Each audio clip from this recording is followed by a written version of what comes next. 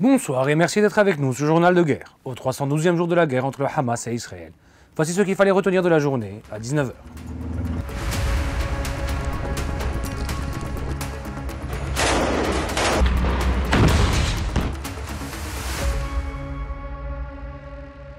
Commençons par la frontière libano-israélienne. 2 combattants du Hezbollah ont été tués mardi après-midi lors d'une attaque de drone israélien qui visait une voiture sur la route Yahoun-Balachit. 3 personnes ont également été blessées lors d'une attaque sur Shehin.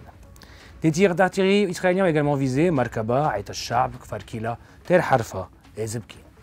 De son côté, le Hezbollah a affirmé avoir pris pour cible le site israélien de Misgav ainsi que le poste de Mitad. Par ailleurs, selon les médias israéliens, une salve de roquettes en provenance du Liban a visé la Haute-Galilée sans faire de victimes.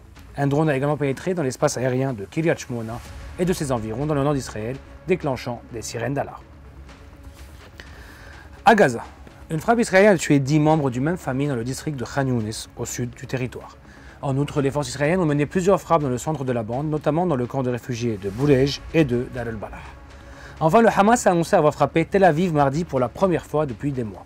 Selon l'armée israélienne, une est tombée en mer au large de la ville.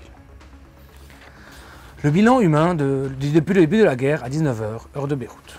Du côté de Gaza, le ministère de la Santé a recensé près de 39 929 tués parmi les Palestiniens depuis le 7 octobre. Du côté israélien, approximativement 1200 morts sont toujours officiellement recensés depuis le début du mois de novembre 2023, un chiffre qui n'a toujours pas évolué selon les données officielles, malgré des annonces régulières de soldats tués dans les combats. L'armée israélienne a toutefois annoncé la mort d'au moins 328 soldats depuis le début de l'offensive terrestre à Gaza le 27 octobre dernier. Au niveau diplomatique, le ministre israélien de la Sécurité nationale, Itamar Ben-Gvir, a pris d'assaut l'enceinte de la mosquée d'Al-Aqsa avec des centaines d'Israéliens à l'occasion de la fête juive de Tis'a B'Av. Au cours de son incursion, il a appelé le gouvernement à ne pas participer au prochain pourparlers sur le cessez-le-feu à Gaza et à mettre le Hamas à genoux.